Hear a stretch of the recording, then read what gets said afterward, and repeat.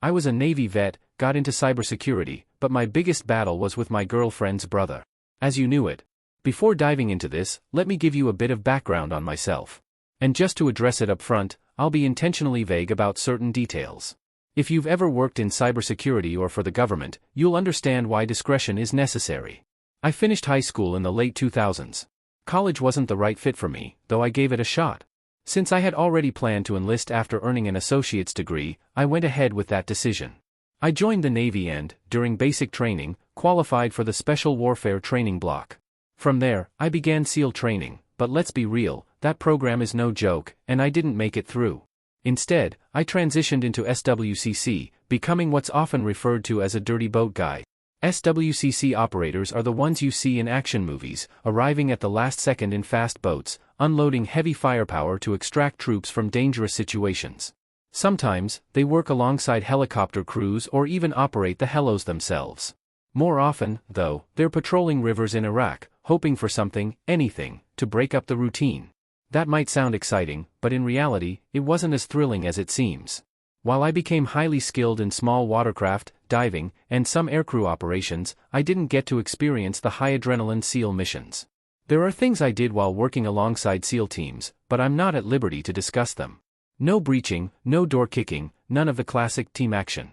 I was only involved in a few firefights throughout my service.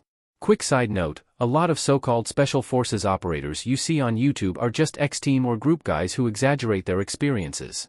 In reality, most of the work was done by their teammates, but they retell the stories from their own perspectives to ensure someone gets to tell it without revealing classified details. Anyway, I got out of boat shit 8 years in after being injured, and did my last 4 years of my 12-year career doing other stuff in special warfare, more cyber-oriented. I retired, collected my VA card, and went to school for couple semesters to bone up on shit I needed for some cybersecurity certifications, and I've been working private sector since early 2019. Got my own LLC and everything. So this story actually starts in early 2016. I had been back in my hometown for a while, which was near a major naval base. I had changed career tracks and was on med leave for a bit after my injury, so I had been able to take some time to reconnect with an old high school sweetheart of mine, and we had been dating for several months. She was my best friend growing up, and I absolutely blew it when I had the opportunity to take her to junior prom, and we didn't see much of each other after we graduated and I enlisted, so we'd grown apart, and in the several years it had been since we'd parted ways and reconnected she had had a kid of her own, an adorable little 3-year-old girl, and Dad wasn't in the picture, which was absolutely his loss because she was a gem of a child. We grew close quickly, and after a couple months she'd occasionally call me Daddy, which made my heart soar. And, as for her mother, I was head over heels for her years ago, and reconnecting with her only reinforced those old feelings because it took off like a rocket. We were inseparable for the first couple of months, and when we weren't going on fun play dates with her kid or acting like horny high schoolers after we'd send her to bed, we were texting each other at work, tagging each other in funny memes on Facebook, you know, dorky cheesy lovey-dovey kid shit that's embarrassing to admit to as an adult in his 30s now, but I mean, we were in love. Real love, something that, to that point, I'd never known like that before. I'd been shot at and stabbed, hell, my whole injury was due to getting my leg blasted with a 7.62, but none of that made me more nervous and scared than this new love I was feeling. I had it bad. However, there was a complication in the form of her brother, some lanky, inbred, wannabe gangster Wigga boy, whiter than driven snow, who came in and started crashing on her futon a month and a half into our relationship. This piece of shit had the highly unfortunate blessing of also being the kiddo's godfather/uncle. He had no blood relation to my girlfriend or the child, he was just some former tweaker who worked at the Target they both worked at who started crashing from low blood sugar. He was coming down from whatever he was high on, so she got him a cheeseburger and soda, which, in the tweaker culture, is like being given a handful of gold. He was forever in her debt, and became her right-hand man, never wanting her romantically as he preferred trash similar to his own kind, thank you, God. She referred to him as brother, and he of her as sister, so naturally he was uncle to the little one. Which meant when he showed up in the middle of the night midway through our relationship, it was a very bad sign for me, because that homeless, now jobless, feckless idiot was moving in.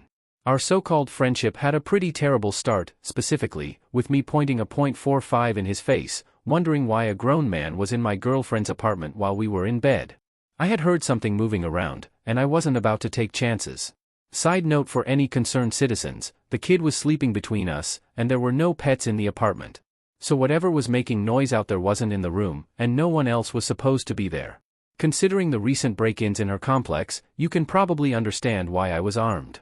Now, I didn't actually live there. I had my own studio near the base, but I spent the night often because it was convenient and, honestly, just fun. With the break-ins happening, my presence also made them feel safer, so it was a win for everyone. But since it wasn't my place, I had no say in whether this guy moved in. To smooth things over after nearly blowing his nose off with a 1911, I let him borrow my PS3 and a spare TV I had lying around, because let's be real, there was no way in hell he was going to go find a job. Instead, he spent his days smoking weed on the balcony and playing Need for Speed and COD on my PlayStation. This guy acted like my girlfriend was his personal maid. He expected her to cook for him after she got home from work, do his laundry, and, get this, even relace his sneakers because she does it better. Keep in mind, this kid was 23. A complete loser. The only thing he contributed, beyond being a glorified babysitter while my girlfriend and I were at work, since my medical leave eventually ended, was making a mess. We'd come home to a trashed kitchen, crap left all over the apartment, and, worst of all, he had a nasty habit of leaving unflushed surprises in the toilet. And the absolute audacity of him asking my girlfriend to do his laundry when I know for a fact he didn't always use toilet paper? Yeah. That dude had an itchy ass 24/7, I guarantee it. To be fair, he was good with the kid. Not once did we come home to a dirty diaper before potty training, so I'll give him that, at least he managed to be slightly useful. And it was like this for 4 more months. Eventually, I was spending so much time over there that she and I were talking about getting an apartment together so we're not paying 2 leases. And of course dude guy was hitting us up for a spare room, which we fought and argued about because 4 months after moving in, motherfucker still had no job. The guy who talked so much game about being a successful drug dealer in his late teens, LOL, couldn't move legal weed. He claimed to be a professional drift car driver, but he nearly backed my car into a light pole 4 times the handful of times I trusted him enough to park it for me. And every single time we argued, or had a little spat, his choice of words were "I'm gonna kick your ass, if I can't kick your ass myself, I have a whole bunch of friends who can and will." Now, I want to reiterate, I was not a SEAL.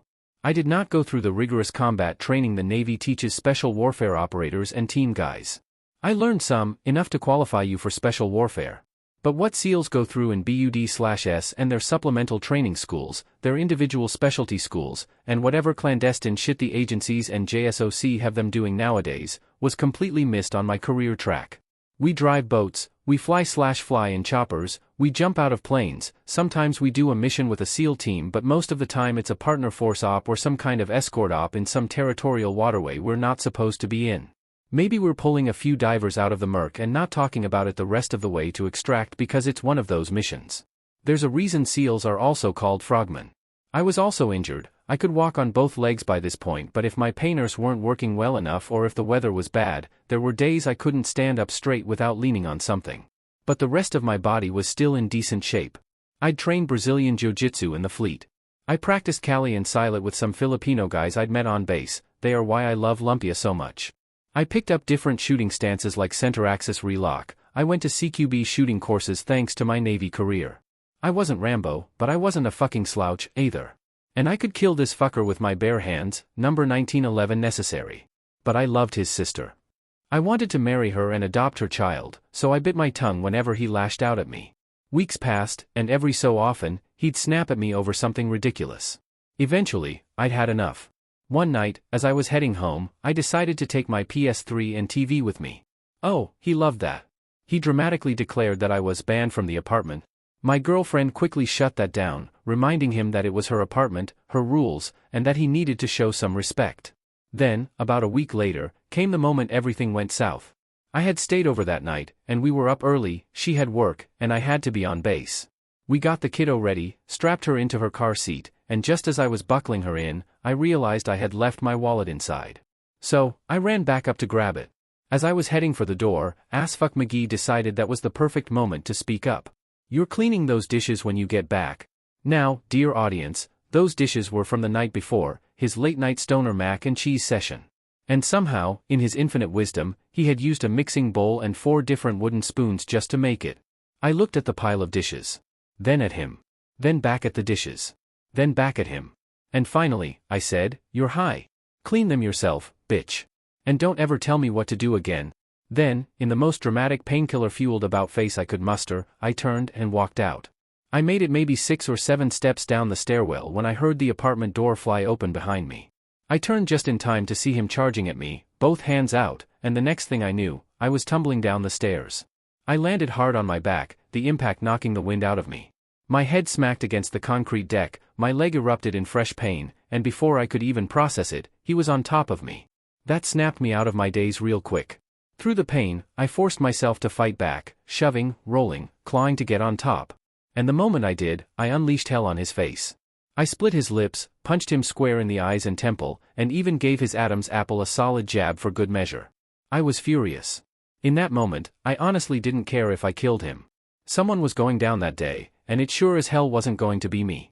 But she saved his life a second time. She was wondering why it was taking so long, and when she heard the yelling she came running and found me on top and beating the gravy out of him. She screamed for me to get off, and I did. As soon as I did, his mouth started running. Sister, he threatened to kill me and he attacked me and threw me down the stairs because I asked him to bring back the PS3, which she knew was fucking bullshit, and the neighbor's security camera outside backed that up, but in that moment, she was livid, and rightfully so. I took her to work. I took the kid to daycare. I went to base. I had to explain to my CO why I had bloody knuckles, and why I was holding a cold pack to the back of my head. They offered to call the police so I could press charges. I told them no. My CO damn near ordered me to call the police or he'd put me back on med leave, which he couldn't do, technically, to which I replied that I'd rather be on med leave than lose my girlfriend for calling the cops on her brother. It was made clear to me, under no uncertain terms, that I am a particularly stupid kind of asshole, and that would come back to bite me in my ass someday. Well, he was right. Basically, brother gave an ultimatum, that either I leave and she dumps me, or he leaves and walks out of her and her daughter's life, which, to be fair to my ex, that loser had been the only constant male figure in her kid's life since she was born, so that would have been devastating for the gremlin, and she wanted to spare her that kind of pain. Which meant I got the axe. Honestly, I'd have rather taken an actual axe to the heart, because what I actually felt was way worse. It's one thing when you're saying goodbye to the woman you love. But to have to also say goodbye to a sobbing little kid you wanted so much in your heart to adopt and make your own? I don't want to meet the man who can hold back the tears from that shit. That man scares me. I went back to my apartment, I put together a little box with the toys and keepsakes and clothing items they'd left behind, and waited for the right time to bring it by her work. I was a broken man. But that little fucker? He wanted to kick me while I was down. Remember those friends he mentioned? Well, he wasn't lying, he did have some friends with rap sheets and bad intentions, and in the months that followed her and I breaking up he put them to work. One morning, I woke up to find my car completely trashed. The wheels were gone, the catalytic converter had been cut out, and my windows were smashed. To top it off, they had spray-painted slurs and swastikas all over it. Funny thing? I wasn't even Jewish. But apparently, sleeping with his sister for the past 6 months made me both a K, K and a F, G in their eyes. What insurance didn't cover cost me $2,500 out of pocket. Cops were called, a report was filed, but the surveillance footage was useless. The vandals had covered their faces, wore gloves, and it's not like the police were about to roll out CSI for a car vandalism case. Then, 2 weeks later, things escalated. Someone tried to set my apartment on fire. A masked figure in a hoodie threw a Molotov cocktail at my front door, igniting the welcome mat. If the apartment's fire sprinklers hadn't worked, I'd have been trapped inside. I sure as hell wasn't about to jump from the third-floor balcony. This was a bigger deal. The cops were actually invested this time, but once again, no useful prints, and the security footage was just another blurry, masked figure. After that, things went quiet for about a month. My ex reached out when she heard about the fire, and I told her point blank, I know it was your brother. Of course, I didn't have any hard proof, but she said she'd talk to him. Coincidentally, nothing else happened, at least, not until the cops started asking questions. By that point, she had practically forced him to get a job, threatening to kick him out if he didn't. So, he landed a part-time gig at a shady auto shop in town, the kind of place you never go to unless you're recommending it to someone you hate. They cut corners wherever they could, making it the perfect spot for a dirtbag like him. That is, until the cops showed up at his workplace asking about the fire. The owners didn't like the heat, and since he had only been there a week or two, they kicked him to the curb. He really appreciated that. So, one night I am getting home from work. I had stopped at the gym on the way, worked up a good sweat, and got a bite to eat from the grocery store. I pulled into my spot in my enterprise rental, my car was still in the shop, and walked into my apartment. Real quick, while I was over 21, and legally owned guns, and had a concealed carry permit. On days where I was on base I did not carry my pistol. It's incredibly rare for anyone whose explicit job description doesn't include carries a pistol at all times to be allowed to carry a weapon on base. Since I'm not leaving a pistol on my car, and there weren't any places to securely store a weapon while I was working, I just opted to not take my gun with me. It's also why I did not have a pistol on me the morning Shittik jumped me. I was unarmed. I lived on the 3rd floor, there was a 4th floor above me and stairs leading to it. I heard footsteps coming down the stairs fast, and I turned to see 4 guys in hoods, masks and wearing gloves coming towards me. My door was open, so I dropped my groceries and tried to slam the door behind me. They got a foot in and managed to wedge through into my apartment. What followed took place during a period of about 14 seconds. The neighbor across the way, after the fire, got a security cam installed outside their door as well, so we know the actual time stamps down to the second.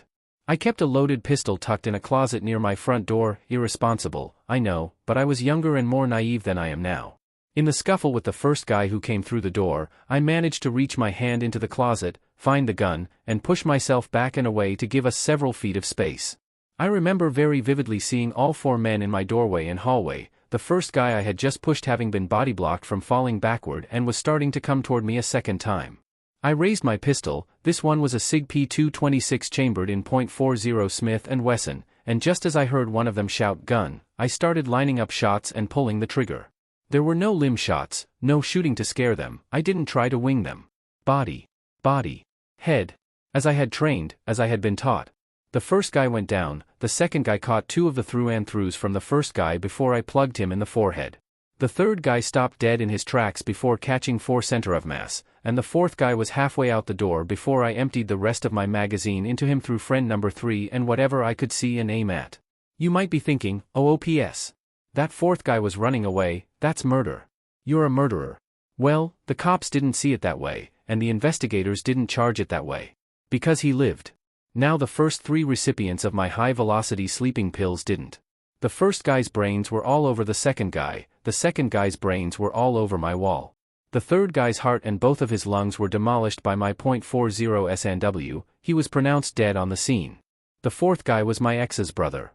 Of the 3 bullets that hit him, one just grazed his ass, another buried itself deep into his right cheek, and the third, well, that one shattered his spine, right near the kidney. It completely destroyed his so-called career in competitive breakdancing and cycling. He was paralyzed from the waist down. From that point on, he needed a permanent catheter for his piss and a diaper for the only thing his body was still good for producing. He would never walk again. He would never have sex again. And when he was finally stable enough to be discharged from the hospital, he was immediately transferred to prison. He took the fall for everything. 3 manslaughter charges for his dead friends. Conspiracy to commit murder. Assault. Battery. Even a reckless endangerment charge, because when I fired my gun in self-defense, I was shooting through an open apartment door with another unit right across the hall. He was never going to walk free again. Now, you'd think this was the part where everything worked out, where she took me back, we got married, I adopted her little one, and we built a life together. But that's not what happened. Within 24 hours, she told me she was terrified of me. She wanted nothing to do with me or her child. She said if I ever came near her home or workplace, she'd call the cops. That part stung, especially since I actually liked that target. She called me a murderer. She accused me of setting him up, of sicking the cops on him just to provoke him into attacking so I'd have an excuse to shoot. She completely ignored the arson, the vandalism, the threats, everything he had done for months. That was the last time I ever saw her. She blocked me on everything. Her family did the same. She changed her number, transferred to a different store, and after a few months, she moved to another part of town. It's been 8 years since that night, and I've never heard from her again. I do know she's alive, though. Friends of friends told me she got married in 2020, had a second kid, and is living a happy life. Good for her. I never got my happy ending. My white picket fence. Believe it or not, killing 3 guys, even for a person trained for war and conditioned for the possibility that one day he might have to do it, fucks with your head, especially when you consider it happened in your home and not in Baghdad or Abbottabad. There's a huge mental and emotional disconnect and difference between killing someone for work and killing someone because your life was in danger. I had PTSD, I couldn't touch any of my guns, once I got them back, for a full year without having panic attacks. The Navy was great about it all, they aided with the investigation including that CO who called me the apex dumbass giving his statement of that morning I got jumped. I was offered the chance to live on base with protective detail until things cooled down. I declined. 8 years, since then I've retired. I'm now working in the private sector. I have my own LLC making great money doing cybersecurity and site security consulting. Occasionally I go out boating. My partner of 3 years is the most supportive person I've ever been with. I know they have my back no matter who tries to kill me. We're talking about having kids before we get too much older. Life's good. But you know what really warmed my heart? Just the other day, a Google alert I set up 8 years ago finally went off. It was his name, Skidmark McDipshit, followed by the word obituary. Turns out, someone in prison got fed up with the loudmouth white guy in a wheelchair who thought he was untouchable. He ran his mouth one too many times, assuming no one would dare hit someone in a wheelchair. They proved him wrong. They used his own chair to bash his skull in, then finished the job with a few well-placed stomps. Of course, the obituary didn't say that. It painted him as a bright and lovable young man who fell on hard times in early adulthood and ended up in prison. The real surprise? Apparently, he had a daughter none of us ever knew about. Sucks for her, but honestly, she's probably better off never having known him. So yeah, sorry for the long-winded story, I just didn't feel like leaving out any of the good details. Hope you enjoyed it.